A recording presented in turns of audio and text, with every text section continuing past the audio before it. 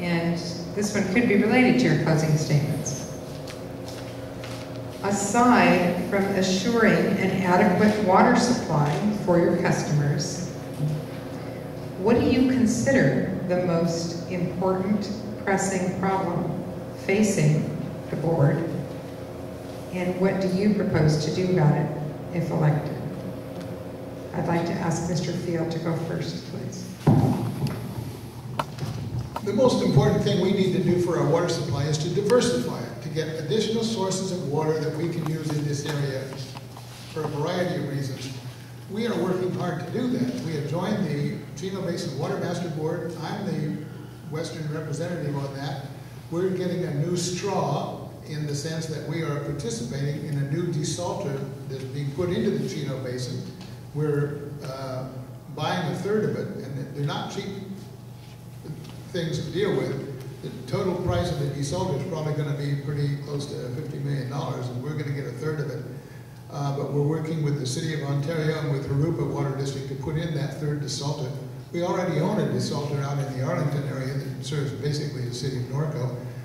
We're doing everything we can to obtain different water supplies, like our agreement with the City of Riverside, like using that Western wastewater treatment plant. And what we did there, by the way, we inherited that because it belonged to March Air Force Base.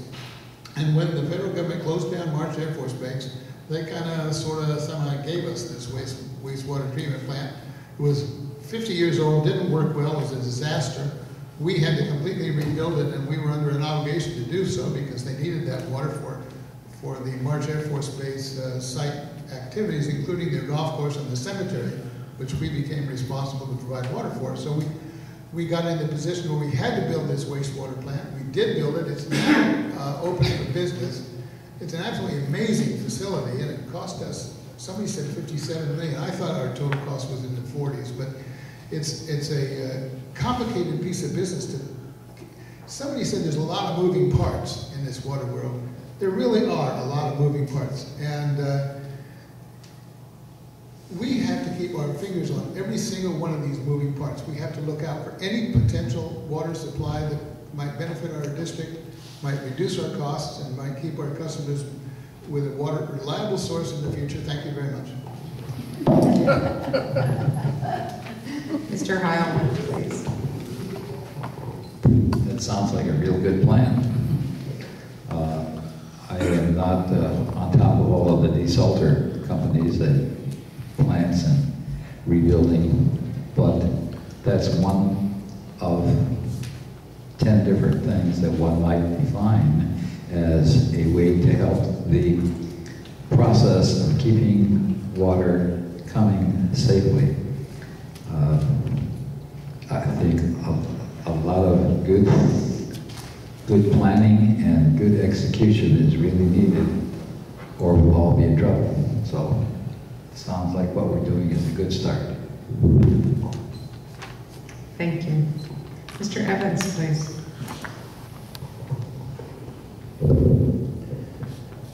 The question is, besides adequate water supply, is that what you said? Ensuring. What is the most challenging, biggest problem? Okay. Historically, we have relied on Metropolitan Water District of Southern California in this whole area. And we can't continue to do that. We must be much more aggressive with local water supply development, which includes desalting local salty groundwater, so-called brackish groundwater, of which there is quite a bit under Riverside. We need to be far more aggressive with the use of reclaimed water, both within the city as well as Western customers. We have an old system that was used to move Colorado River water, irrigation water around to groves. That system is now being rehabilitated, and we'll be able to move reclaimed water, recycled water around the area and not have to invest in a whole new infrastructure. The working with customers, as I say, it's now state law. We're going to have to reduce by 20% by 2020. We've got to help people do that so that when 2020 rolls around, we don't have some dramatic draconian on the part of the state of California to say, well, you're not eligible to get any bond money, you're not eligible for all these things because your customers are using all this extra water. So working aggressively on the whole area of water use efficiency, including commercial customers. For example, Pepsi and Ralph's here at Riverside use water as part of the production process. So they can't just arbitrarily cut by 20%. So we've got to work with them to help them be more efficient in the use of water to comply with those rules. So collaboration with customers is really going to be the key to our future success. Thank you. Ms. Denstedt, please. Thank you. One of the biggest problems that we have, I think, is what we've talked about already, and being that we need to educate the public. And chiming in with what Tom said and what Charlie said, education is key. We have to do a lot of reduction. This new state law that went into effect, reduced 20% by 2020, is a big challenge, and it has significant consequences if we don't maintain that. We lose grant money from the state. And that's a huge chunk of money for us in order to complete projects that we wouldn't normally have to fund.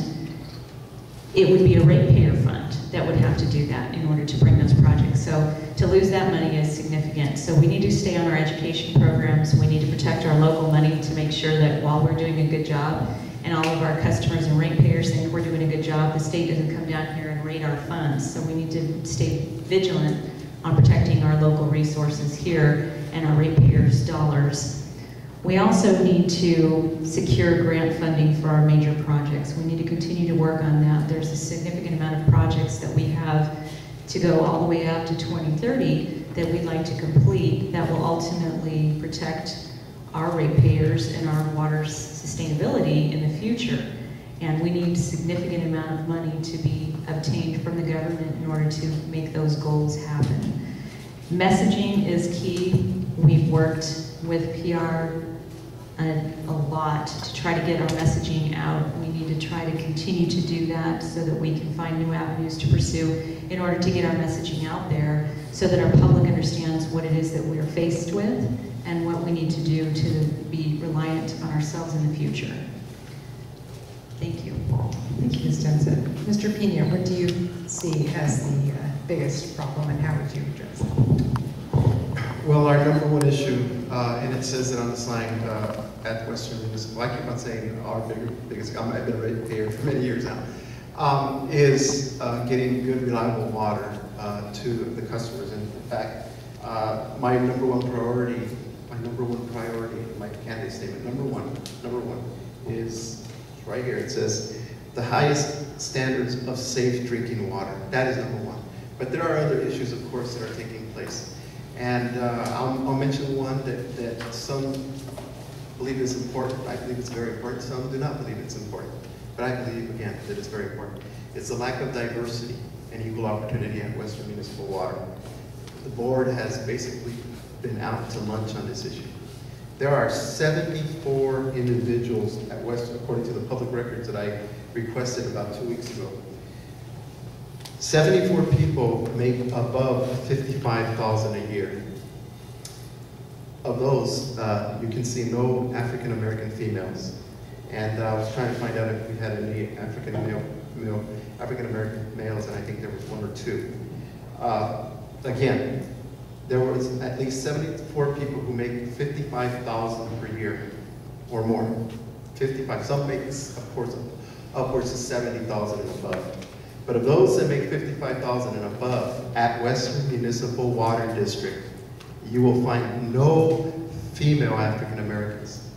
And it may stir some people, it may not, but what it's telling us is that we need leadership that's going to look and be very honest with the ratepayers. They pay the salaries. They pay for the carpet being cleaned. They pay for the new doors at Western Municipal. They pay for the new pumps, the new desalters. They deserve fairness. And I intend to work as hard as I can to ensure that everybody's treated fairly. Thank you, Mr. Pena.